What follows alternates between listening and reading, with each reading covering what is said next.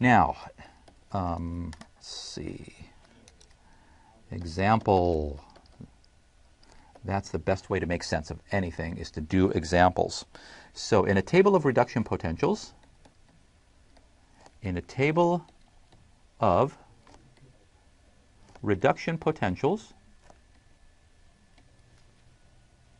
we have the following. We have,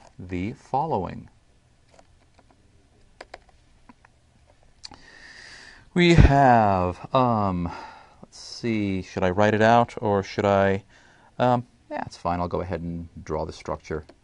H3CCH, this is acetaldehyde, plus 2H plus 2 electrons goes to, you know what, actually I'm going to make this a little bit easier. I'm not going to draw out the structures, I'm just going to go ahead and write out the words. I think that's better.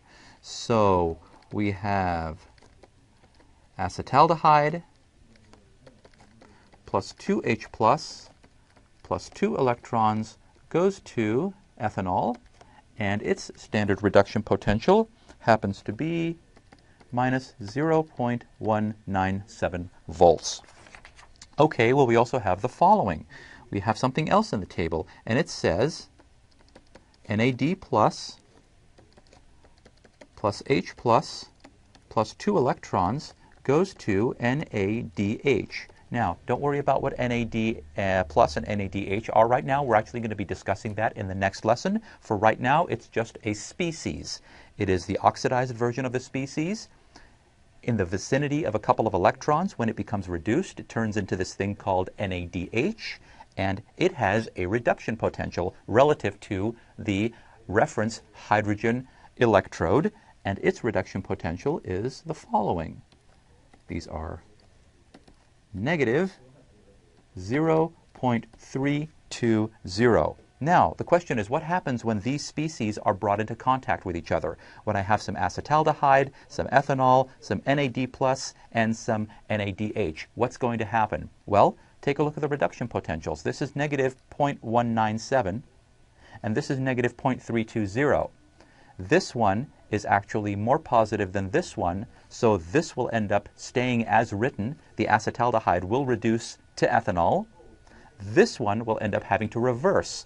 It's going to end up being the NADH that's going to end up turning into NAD+. Acetaldehyde will reduce. NADH will end up oxidizing. That's what's going to happen. So, what happens? Well, so the E of the acetaldehyde is greater than the E standard of the NAD+, so the NAD+ reaction gets reversed. Always, that's what we do. Under spontaneous conditions, these numbers tell us that's what happens. It gets reversed. So what we end up with is the following. Let's see. So we end up with acetaldehyde plus 2H plus 2 electrons goes to ethanol, and its standard is minus 0.197. And the other one gets reversed, so we write it as NADH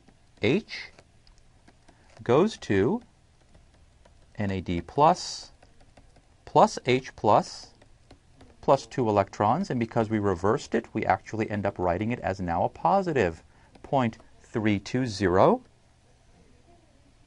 We go ahead and we cancel electrons. In this case, there's 2 here and 2 here. We don't have to multiply by anything to balance it. We cancel this H plus with one of those H pluses, and what we're left with is the net reaction. Acetaldehyde reacts with this thing, NADH, under some slightly acidic conditions, and it turns into ethanol, and it releases NAD+. The net for this, just add this, and what you end up with is positive 0.123. That's all we've done.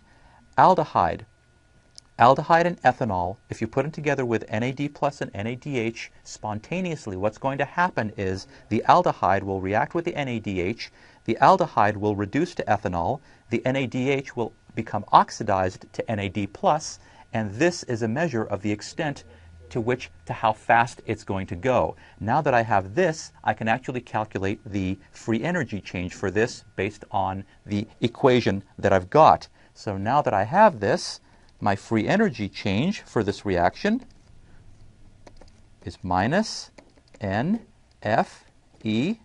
of the reaction. It equals minus, well, N is the number of electrons that are transferred. We have 2 electrons that are transferred. Let me actually write here, 2 moles of electrons are transferred. We have 96,485 coulombs per mole of electrons. And of course we have the potential, which is positive 0.123 volts, which is a joule per coulomb. And I just wanted you to see that the units cancel, and when you multiply all this out, you get a delta G for this reaction is equal to minus 23,735 joules.